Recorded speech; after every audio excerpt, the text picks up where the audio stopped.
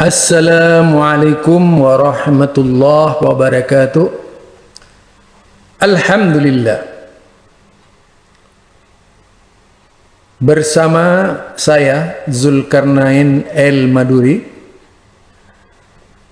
Kali ini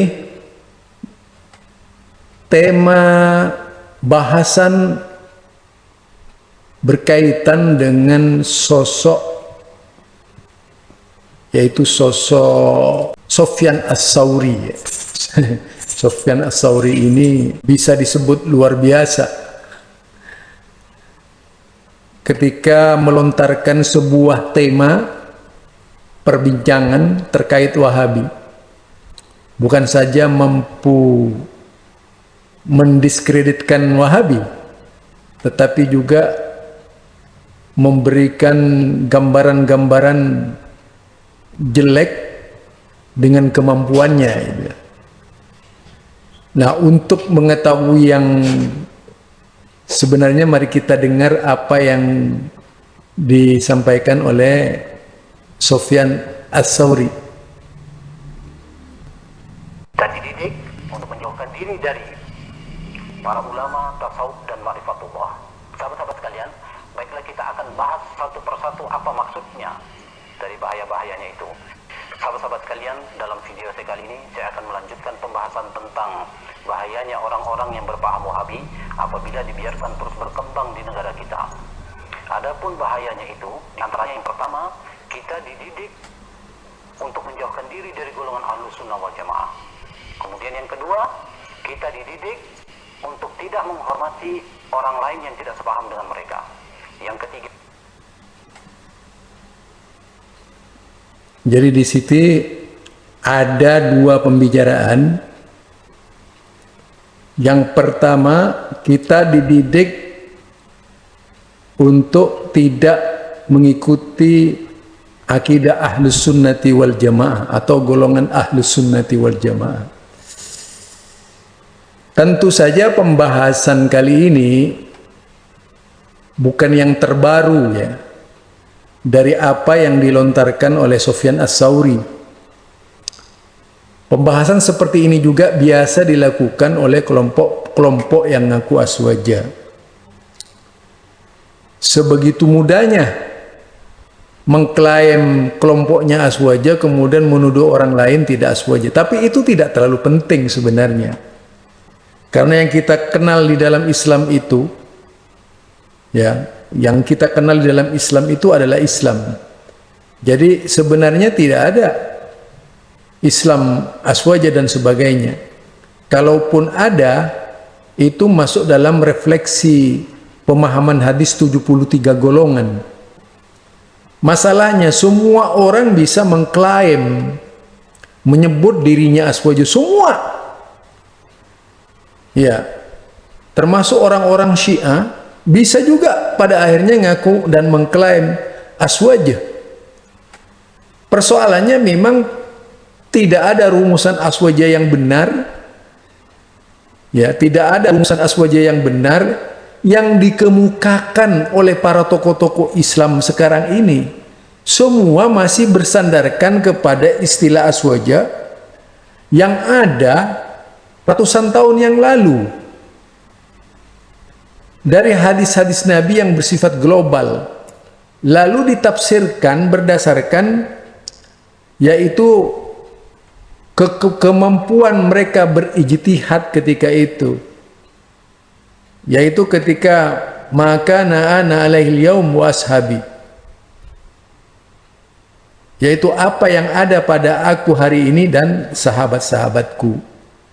Jadi ukurannya Ahlus Sunnati wal Jamaah, kalau menurut hadis pendek yang saya potong tadi dari hadis yang cukup panjang, yaitu sataftariku ummati ala salasin wa sab'ina firqa, ada kandungan 73 golongan. Di antaranya yang menjadi rebutan, artinya tidak mau dari 72 golongan itu, tidak ada yang mau. Kemudian mereka untuk menyingkirkan lawan-lawannya dibuatlah golongan-golongan baru yang namanya Wahabi dan sebagainya, untuk mengklasifikasikan mereka yang tidak masuk kelompoknya. Lalu seenak perutnya mereka menamakan dirinya kelompok Aswajah. Wow, luar biasa.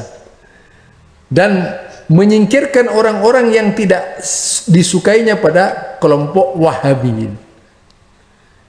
Maka orang yang sejalan dengan Sufyan Ats-Tsauri dan yang menjadi payung pemahaman Sufyan Ats-Tsauri, mereka menyebutkan dirinya adalah Aswajah. Nah, sekarang apa? Lalu mereka dibalik berteduh di bawah naungan Aswajah tadi, lalu menuduh orang-orang itu tidak masuk pada kelompok Aswajah. Aswajah ini kalau kita lihat di dalam pengertian yang sebenarnya wafaqul haq wa in kana wahdaka, yang disebut Aswajah itu engkau sesuai dengan kebenaran walaupun seorang diri. Jadi bukan seperti Sufyan Ats-Tsauri tadi yang hanya melihat banyaknya orang berbondong-bondong dalam satu kelompok lalu disebutkan Aswajah. Salah itu. Kelompok yang disebut dengan istilah Sawadul A'dham itu Sufyan bukan kelompok yang sekarang. Bagaimana kalau kelompok sekarang dijadikan parameter beragama? Kacau gitu. Bisa kacau. Karena beda Sawadul A'dham yang terjadi di kalangan Nabi, sahabat, tabi'in itu berbeda jauh dengan yang sekarang ini. Dengan masuknya berbagai macam budaya-budaya, tradisi-tradisi dalam ajaran Islam menjadi kemasan tersendiri, lalu dikatakan Aswajah, itu kualat itu namanya. Itu yang pertama ya. Mari kita dengar yang kedua. Yang kedua adalah tidak menghargai orang lain. Jadi Wahabi itu tidak menghargai orang lain. Lah, kita tidak perlu jauh-jauh lah. Sekarang jika kita memperhatikan di Indonesia ini, mereka juga tidak pernah menghargai orang lain. Dalam sejarah perjalanan Muhammadiyah, Persis dan sebagainya, itu seringkali menjadi serangan-serangan kelompok-kelompok yang tidak setuju dengan Muhammadiyah. Lalu Muhammadiyah dimasukkan dalam kategori Wahabi juga ketika itu. Lalu Anda akan mengatakan Muhammadiyah itu tidak tahu agama. Yang bodoh Anda atau Muhammadiyah, misalnya ini. Jadi di sini berpikirnya Anda terlalu tergantung kepada pemikiran orang lain, makin sempit. Tidak bisa. Kalau istilah tidak menghargai itu dijadikan ukuran, apakah mereka yang ngaku Aswajah itu sudah berbuat sedemikian rupa untuk menghargai kelompok lain yang berbeda dengannya? Coba ceramah-ceramah itu di YouTube, apa yang dilakukan oleh mereka itu? Bagaimana mereka mengekspresikan kelompok-kelompok yang tak sejalan dengan mereka yang ngaku Aswajah tadi. Selain menjadi buruan, memburu kelompok-kelompok tersebut, juga membubarkan pengajian-pengajian mereka. Apakah ini menghargai? Di mana letak cara berpikir ente itu, Mas Sufyan Ats-Tsauri? Mari kita dengar perkataan Ats-Tsauri lagi yang satu ini. Ya, kita dididik untuk terbiasa melihat aib dan keburukan orang lain. Ya. Jadi di sini ada perkataan lagi dari Sufyan Ats-Tsauri, Wahabi mendidik kita. Jadi ini dasarnya kenapa sampai seperti itu Sufyan Ats-Tsauri, supaya Wahabi tidak ada di Indonesia, yang ada hanya kelompok gitu. Tetapi saya yakin ini adalah sebuah penyakit hati, kebencian, bukan lagi objektivitas. Ya. Jadi bukan lagi objektivitas. Jika kita lihat dari perkataannya, jadi kita dididik ya. Kalau kita dididik seperti itu, jelas tidak pernah mungkin dilakukan. Justru yang mendorong permusuhan, mendorong perselisihan dan sebagainya, ketika reaksinya itu berlebihan dari kelompok sebelah gitu. Misalnya ada orang berbicara bid'ah, lah tersinggung. Mengapa kalau memang bukan perbuatan bid'ah tidak perlu tersinggung gitu? Dibantah saja secara ilmiah, tak perlu mengolok-olok dan sebagainya. Itu namanya orang hebat. Jadi ini kan tidak. Yang terjadi sebaliknya. Karena dianggap dapat membahayakan kelompoknya, lalu yang terjadi adalah sifat-sifat yang provokatif terhadap umat. Berbagai macam, yaitu cara berpikir yang beraroma kebencian dilontarkan ke permukaan oleh umat, ya, oleh umat tadi, atas dorongan dan motivasi dari orang-orang yang membenci Wahabi. Bukan dibalik, jadi tidak sebaliknya, bukan sebaliknya seperti itu. Yang menciptakan kekeruhan ini siapa? Itu kan bisa dibaca. Lah, sejak dahulu kala kok ketika Kiai Haji Ahmad Dahlan lahir sudah ada sifat-sifat seperti itu. Selama berpuluh-puluh tahun sampai munculnya Salafi Wahabi, gerakan Muhammadiyah itu selalu dipantau melulu gitu. Dipantau, mau kemana nih Muhammadiyah, mau kemana nih Muhammadiyah. Aduh, hingga orientasi mereka itu kalang kabut, cara berpikirnya kalang kabut. Nah, mari kita dengar selanjutnya dari Sufyan Ats-Tsauri ini.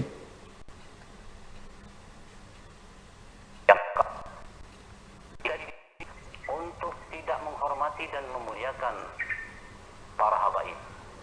Yang kelima, kita dididik. Yang keempat katanya itu, kalau kita berada di dalam naungan Wahabi, kita dididik untuk tidak menghormati dan tidak memuliakan para habaib. Lah sekarang ini jangan kalau berbicara ya, kalau kita lihat di kalangan aswaja sendiri sudah mulai banyak saling gontok-gontokan dengan habaib, malah habaibnya sendiri saling serang gitu. Sekitar pemikiran-pemikiran habaib, Anda itu membenturkan tanpa akal waras menurut saya itu.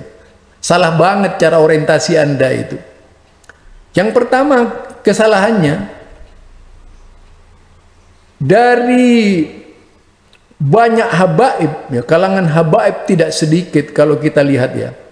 Ada puluhan habaib yang menjadi ulama-ulama besar. Kemudian juga ada guru hadis di Madinah, guru hadis di Mekah. Dari kalangan habaib itu, dari kelompok-kelompok Wahabi, ini saja Anda sudah kalah. Hanya saja kalau di Indonesia habaib kan memang derajatnya sangat begitu tinggi karena diagung-agungkan, menghadapi orang yang memang kondisinya sejak zaman sebelum Islam dulu sangat tunduk kepada orang-orang yang berkuasa. Itu latar belakangnya. Kalau kita lihat di Saudi Arabia, berapa banyak kelompok habaib. Yang Wahabi itu banyak sekali. Tentunya tidak ditampilkan seperti yang sekarang ini. Kalau dirunut itu banyak. Jadi berpikir dan orientasi yang seperti ini salah besar ya, dari pemikiran Anda. Bahkan ada 12 habaib penulis buku, rata-rata mereka kalangan doktor dan sebagainya. Ini dari Wahabi. Jadi bagaimana cara berpikir Anda itu? Nah, kita lihat lagi. Untuk menjauhkan diri dari para ulama tasawuf dan manfaat. Ini paling lucu,